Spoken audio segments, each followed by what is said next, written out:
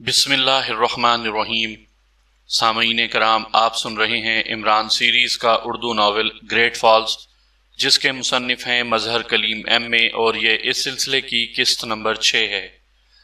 مجھے امید ہے آپ کو میری یہ کاوش پسند آ رہی ہوگی۔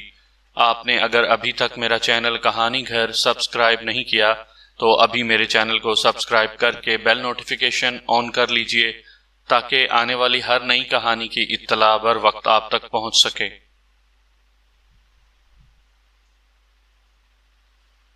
گڈ بائے، عمران نے کہا اور اٹھ کر بیرونی دروازے کی طرف بڑھ گیا۔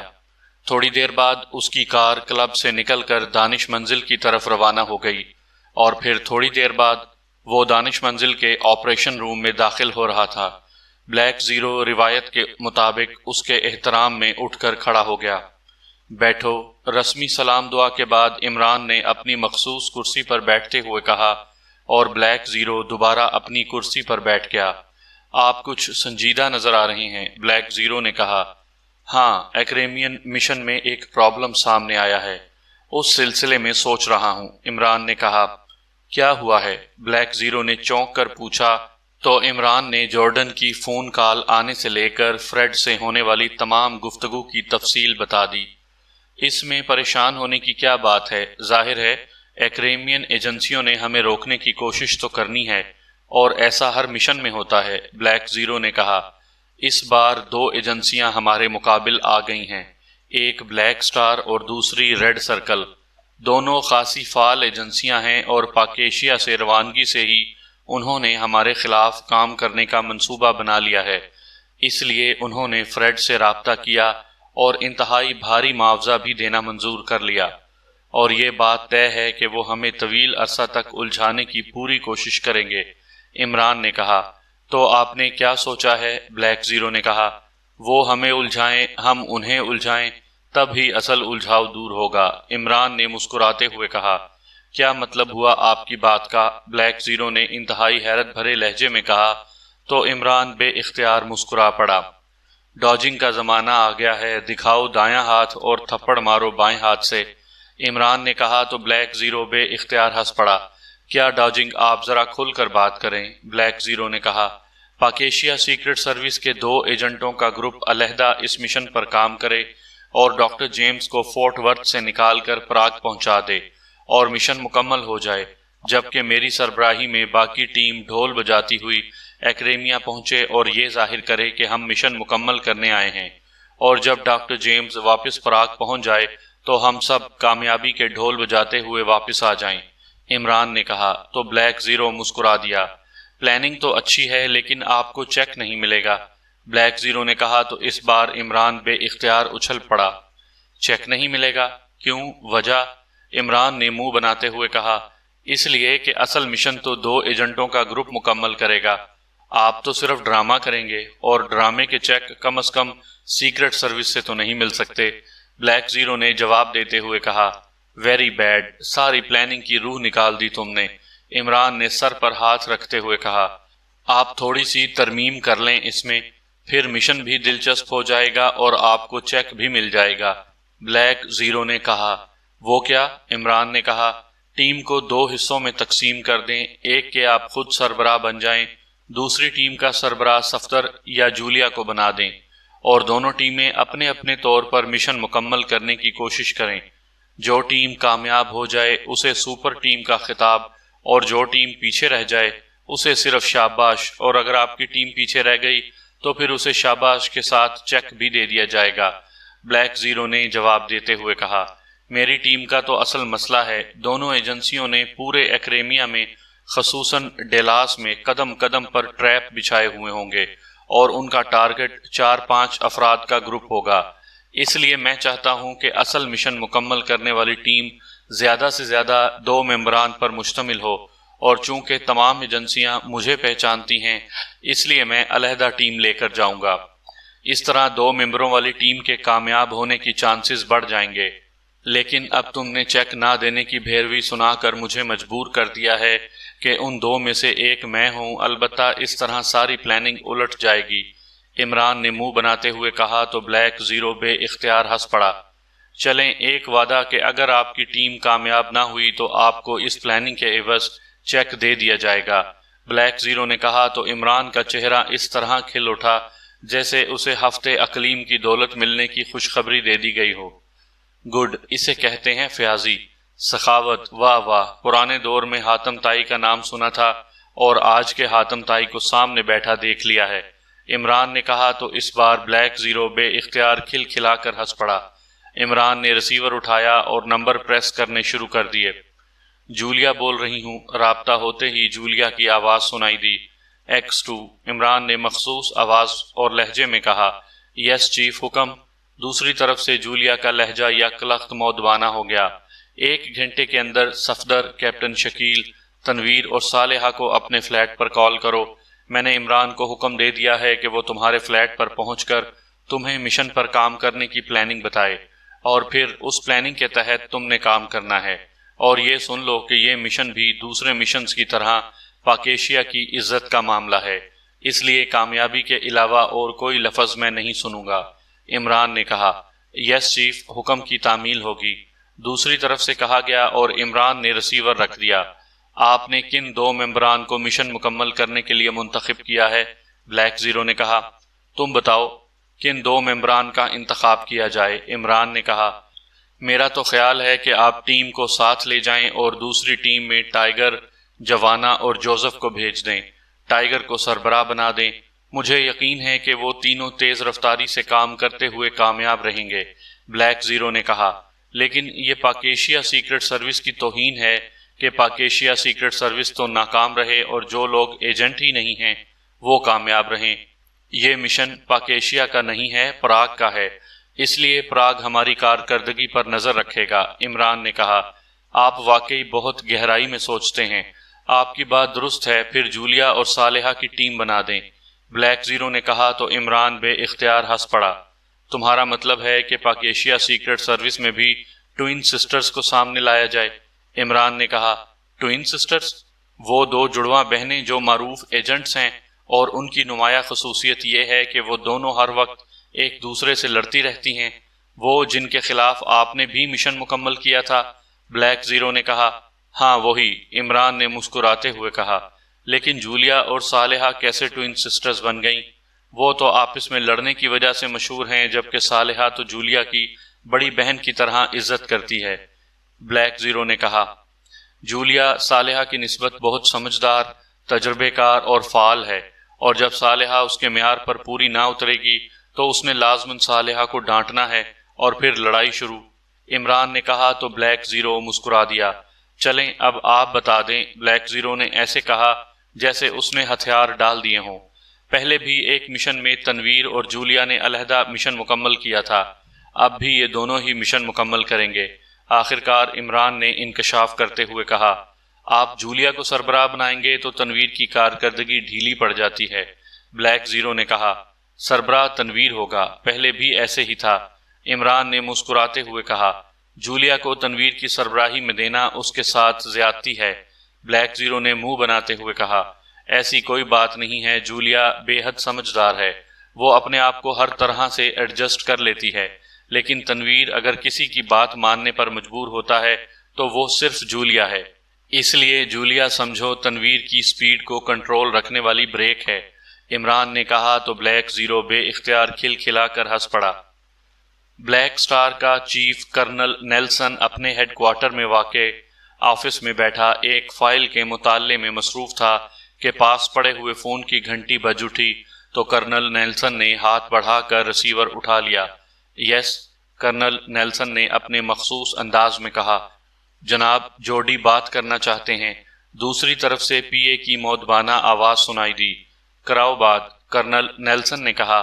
ہیلو چیف، میں جوڈی بول رہا ہوں، ایک دوسری آواز سنائی دی، لہجہ بے حد مودبانہ تھا۔ یس، کوئی خاص بات؟ نیلسن نے کہا۔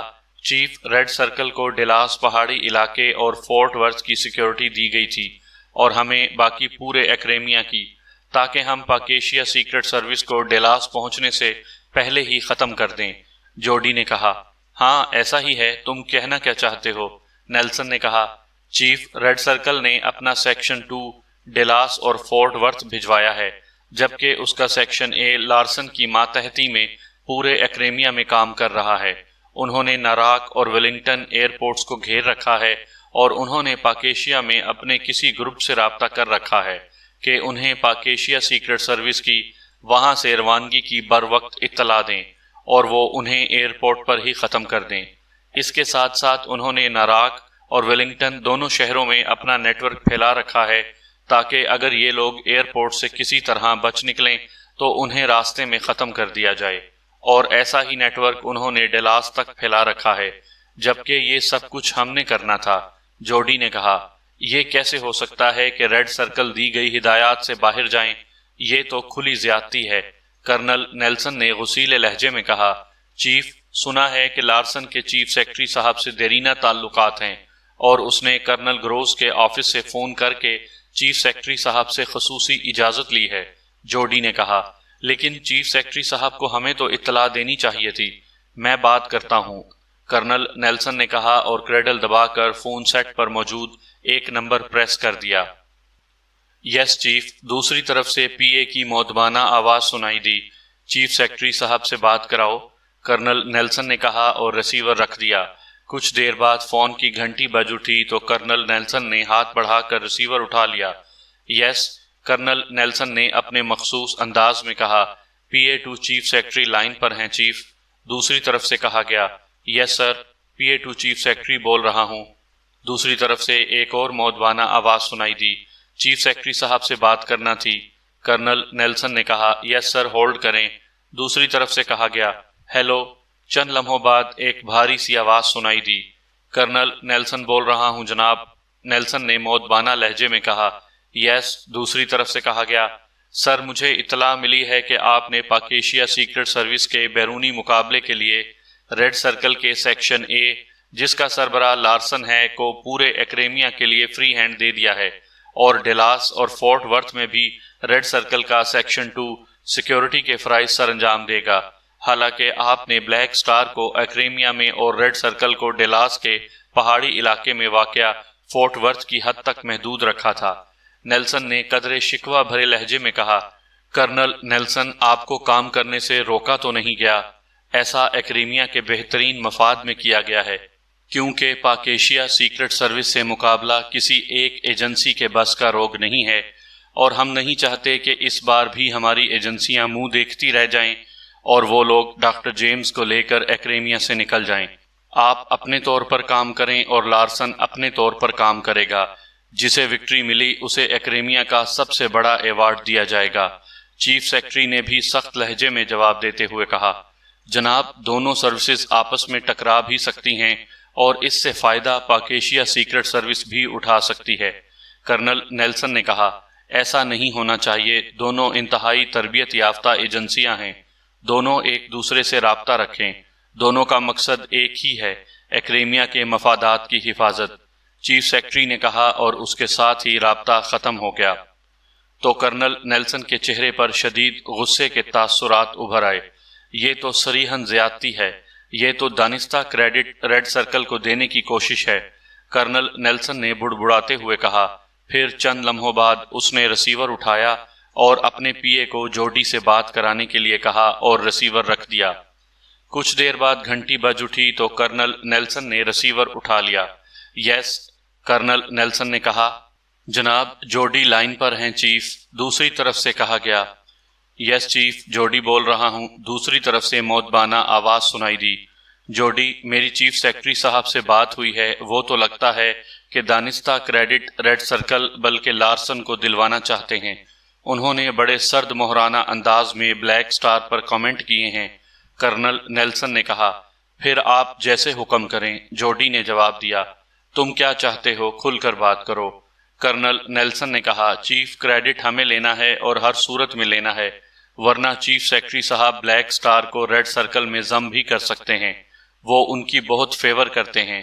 جوڈی نے جواب دیتے ہوئے کہا، تم نے اس سلسلے میں کوئی لایا عمل تو طے کیا ہوگا۔ کرنل نیلسن نے کہا، سر، یہ باتیں فون پر نہیں ہو سکتی، کیونکہ ریڈ سرکل کے لوگ ہمارے بھی فون ٹیپ کر سکتے ہیں، کیونکہ انہیں معلوم ہے کہ وہ ہمارے کاموں میں مداخلت کر رہے ہیں۔ آپ اجازت دیں تو میں آفس حاضر ہو جاؤں، جوڈی نے کہا۔ تم ٹھیک کہہ رہے ہو، ہمیں ہر طرف سے ہوشیار رہنا چاہیے، آ جاؤ، کرنل نیلسن نے کہا اور ریسیور رکھ دیا۔ پھر تقریباً 1 گھنٹے بعد جوڈی آفس میں داخل ہوا اور اس نے بڑے مؤدبانہ انداز میں کرنل نیلسن کو سلام کیا۔ بیٹھو، کرنل نیلسن نے سامنے موجود کھلی ہوئی فائل بند کرتے ہوئے کہا، اور پھر فائل کے گرد ٹیگ باندھ کر اس نے فائل کو میز کی دراز میں رکھ کر دراز بند کر دی۔ ہاں، اب بتاؤ کیا سوچا ہے تم نے؟ نیلسن نے ایک سائٹ پر بیٹھے ہوئے جوڈی سے مخاطب ہو کر کہا۔ چیف، ہم اگر گریٹ فالز سے ڈیلاس موڑ تک کی نگرانی کریں تو ہم بڑی آسانی سے پاکیشیا سیکرٹ سروس کا خاتمہ کر سکتے ہیں، جوڈی نے کہا۔ الماری سے تفصیلی نقشہ نکالو اور پھر مجھے سمجھاؤ کہ تم کیا کہنا چاہتے ہو، کرنل نیلسن نے کہا۔ یس چیف، جوڈی نے کہا اور اٹھ کر ایک کونے میں موجود ایک بڑی سی الماری کی طرف بڑھ گیا۔ اس نے الماری کھولی اور اس میں موجود رول شدہ نقشہ اٹھا کر اس نے الماری بند کی اور پھر وہ پلٹ کر اپنی کرسی کی طرف آیا۔ اس نے رول شدہ نقشہ کھول کر چیف کرنل نیلسن کے سامنے رکھ دیا اور خود اس پر جھک گیا۔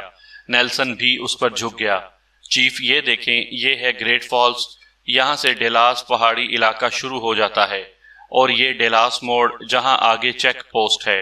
جوڈی نے دونوں جگہوں پر باری باری انگلی رکھتے ہوئے کہا۔ ہاں ہے، لیکن اس راستے کا انتخاب تم نے کیوں کیا ہے؟ کیا ریڈ سرکل کو اس راستے کا علم نہیں ہے؟ کیا وہ اس راستے کی نگرانی نہیں کریں گے؟ ان کی تو پہاڑیوں کی چوٹیوں پر چیک پوسٹس ہیں، وہ تو وہاں سے اس پورے راستے کو دور بینوں سے چیک کر رہے ہوں گے، کرنل نیلسن نے کہا۔ سر، یہ راستہ گزشتہ 10 سالوں سے بند کر دیا گیا ہے، کیونکہ اس راستے پر زلزلہ آنے سے دونوں طرف انتہائی خطرناک ڈھلوانے بن گئی ہیں، جہاں سے کسی جیپ یا کار، حتیٰ کہ آدمی کے پیدل گزرنے کا سیف راستہ نہیں ہے۔ اب جو سڑک گزشتہ سالوں میں بنائی گئی ہے وہ گریٹ فالز نامی ہے اور بوناسو سے بنائی گئی ہے، جو استعمال ہوتی ہے اور سیدھی چیک پوسٹ اور پھر چیک پوسٹ سے آگے ڈیلاس پہاڑیوں اور فورٹ ورتھ کو جاتی ہے۔ ریڈ سرکل لا محالہ اس سڑک پر پکٹنگ کرے گی، اور وہ بھی چیک پوسٹ کے بعد، کیونکہ ڈیلاس پہاڑی علاقے کو دیکھنے روزانہ کافی تعداد میں سیاح آتے جاتے ہیں، اس لیے چیک پوسٹ پر انہیں چیک نہیں کیا جائے گا۔ پھر جن پر شک ہوگا انہیں پکڑ لیا جائے گا یا پھر انہیں ہلاک کر دیا جائے گا، لیکن کسی کی توجہ گریٹ فالز راستے پر نہیں ہوگی کیونکہ وہ ناقابل عبور ہے، جوڈی نے کہا۔ اگر ایسی بات ہے تو پھر پاکیشیا سیکرٹ سروس والے اسے کیسے اور کیوں اختیار کریں گے، کرنل نیلسن نے کہا۔ اس لیے کہ وہ لوگ، خاص طور پر عمران، اس لیے کامیاب رہتا ہے کہ وہ ناممکن کو ممکن بنا دیتا ہے۔ وہ ایسے راستوں کا ہی انتخاب کرتا ہے جو دوسرے نہیں کرتے۔ مجھے 100% یقین ہے کہ وہ گریٹ فالز والے راستے سے ہی چیک پوسٹ پر پہنچے گا، اور ہو سکتا ہے کہ وہ چیک پوسٹ کو بائی پاس کر کے آگے نکل جائے، جوڈی نے کہا۔ لیکن ایک اور راستہ بھی ہے، کانڈا کی سرحد سے۔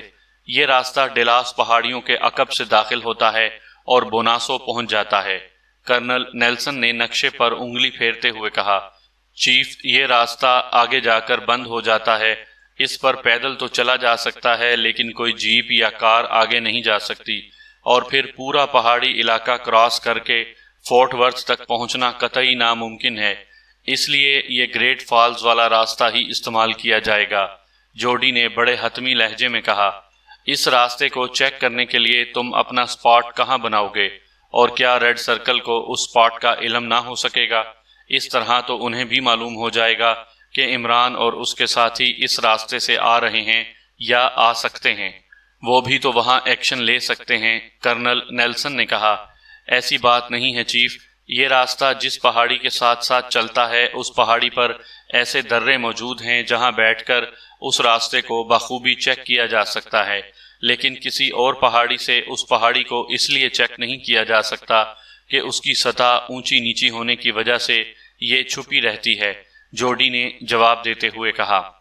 اچھا، اب یہ بتاؤ کہ کیا تمہیں یقین ہے کہ عمران اور اس کے ساتھی ریڈ سرکل کے حملوں سے بچ کر گریٹ فالز تک پہنچ جائیں گے، کرنل نیلسن نے کہا تو جوڈی بے اختیار ہنس پڑا۔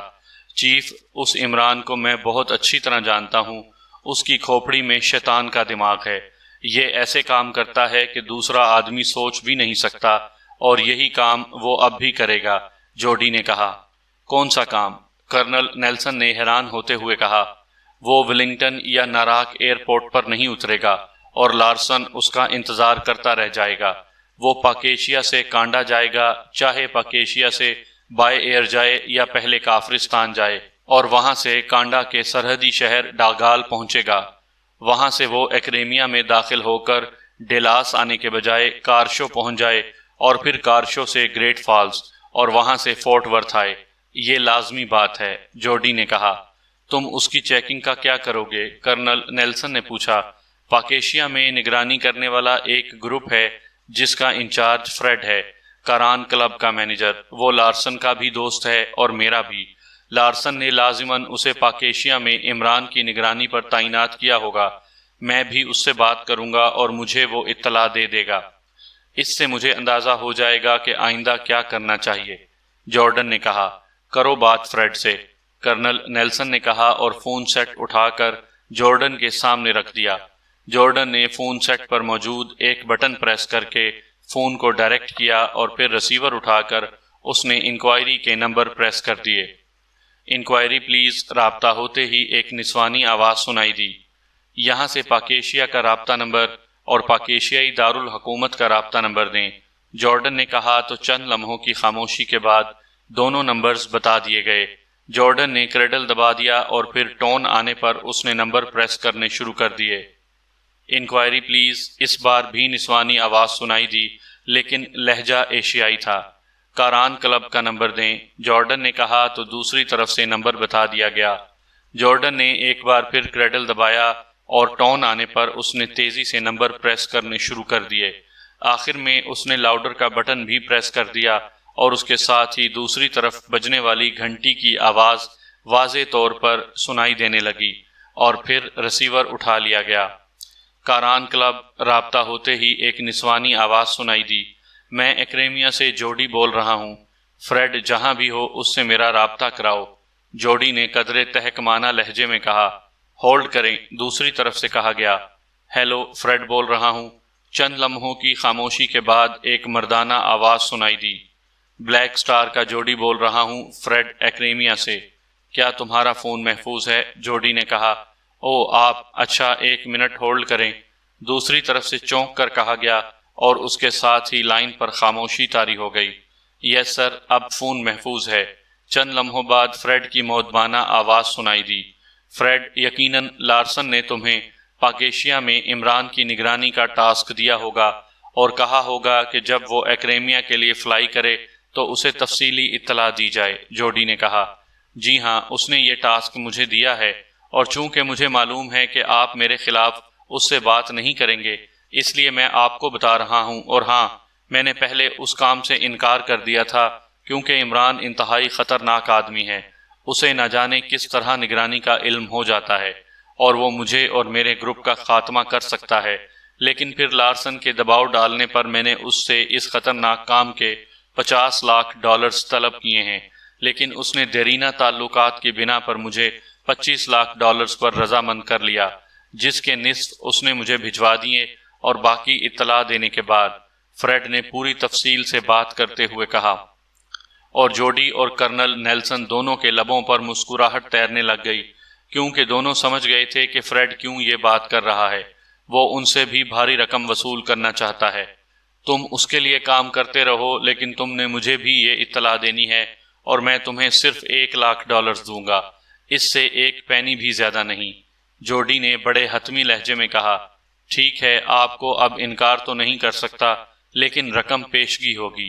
فریڈ نے بھی اپنی شرط پیش کرتے ہوئے کہا، اوکے، تم اپنا بینک اور اکاؤنٹ نمبر لکھوا دو۔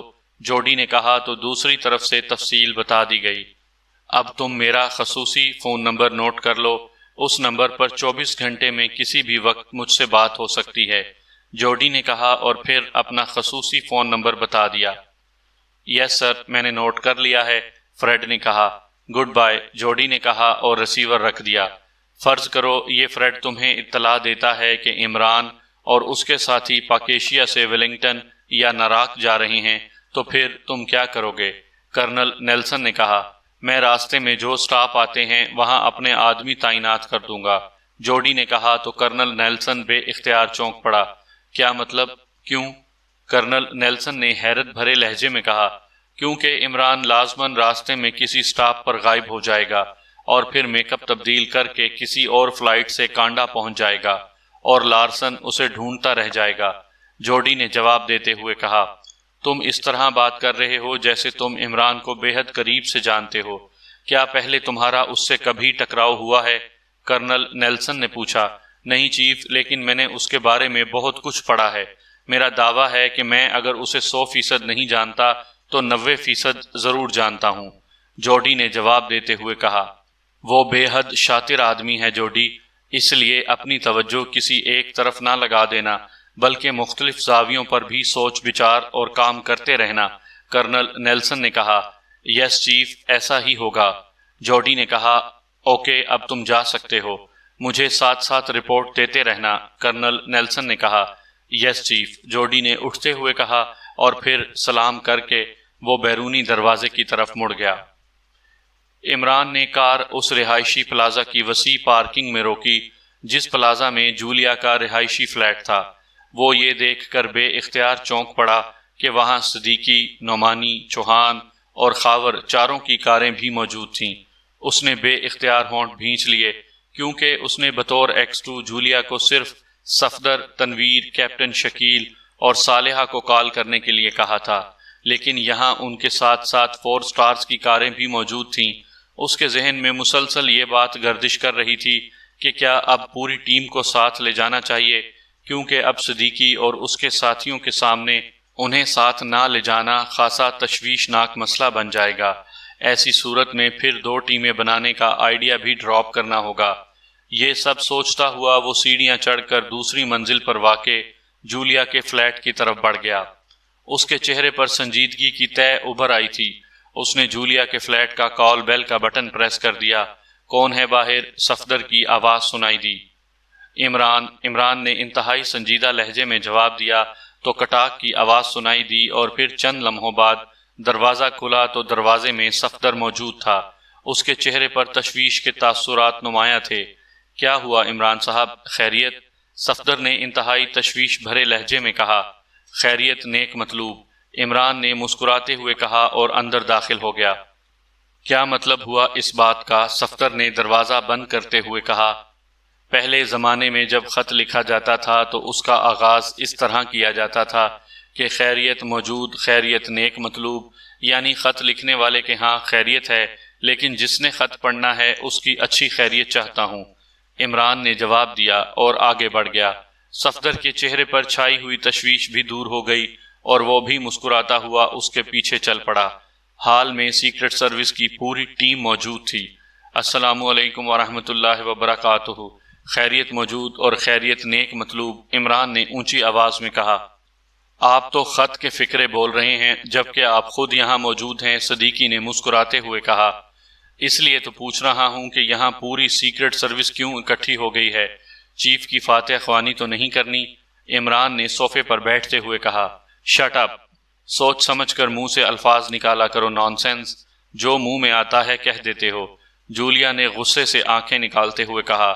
یہی تو مسئلہ ہے کہ لوگوں کے منہ میں جو آتا ہے وہ اسے منہ سے نکالنے کے بجائے ناک سے یا کانوں سے نکال دیتے ہیں اور بیچارہ منہ سوکھا رہ جاتا ہے، اور پھر صفدر یار جنگ بہادر دروازہ کھولتے ہوئے دوسرے کا منہ سوکھا دیکھ کر تشویش میں مبتلا ہو جاتا ہے۔ عمران نے تفصیل سے بات کرتے ہوئے کہا۔ ظاہر ہے اس پر جولیا کے غصے کا کیا اثر ہونا تھا۔ عمران صاحب، آپ شاید ہمیں یہاں دیکھ کر حیران ہو رہے ہیں، ہم چاروں مس جولیا سے درخواست کرنے آئے ہیں کہ ہمیں چیف سے طویل رخصت لے دیں، صدیقی نے کہا، تاکہ ہم چاروں شادیاں کر کے ہنی مون منا سکیں۔ عمران نے جواب دیتے ہوئے کہا تو صدیقی اور اس کے ساتھی بے اختیار ہنس پڑے۔ عمران صاحب، جب ہمیں کام دیا ہی نہیں جاتا تو آخر ہم قومی خزانے پر بوجھ کیوں بنے رہیں؟ طویل رخصت ہم بغیر تنخواہ چاہتے ہیں، صدیقی نے سنجیدہ لہجے میں کہا۔ واہ، یہ ہوئی نا بات، پھر میں جولیا سے کہوں گا کہ وہ میری سفارش چیف سے کر دے کہ تم چاروں کی تنخواہ اور دیگر مراعات مجھے دلا دے تاکہ آغا سلیمان پاشا کا کچھ تو ادھار اترے۔ عمران نے خوش ہوتے ہوئے کہا۔ تمہیں شرم نہیں آتی اپنے ساتھیوں کا مذاق اڑاتے ہوئے؟ تمہارا کیا خیال ہے کہ وہ یہ بات خوشی سے کہہ رہے ہیں؟ جبکہ ان کی بات سن کر ہمارے دل جل رہے ہیں، تو تمہاری بات سن کر ان کے دلوں کا کیا حال ہوگا؟ جولیا نے کاٹ کھانے والے لہجے میں کہا، ان کو کام چاہیے، وہ میں دلا دیتا ہوں، یہ کون سی مشکل بات ہے؟ عمران نے کہا تو سب چونک پڑے۔ عمران صاحب، اگر ایسا ہو جائے تو ہمارے تمام گلے شکوے دور ہو جائیں گے۔ صدیقی نے مسرت بھرے لہجے میں کہا، تمہارے گلے شکوے دور ہونے سے مجھے کیا ملے گا؟ یہ بتاؤ۔ عمران نے کہا، آپ کو دعائیں ملیں گی۔ صدیقی نے جواب دیا۔ تو اس بار عمران سمیت سب بے اختیار کھلکھلا کر ہنس پڑے۔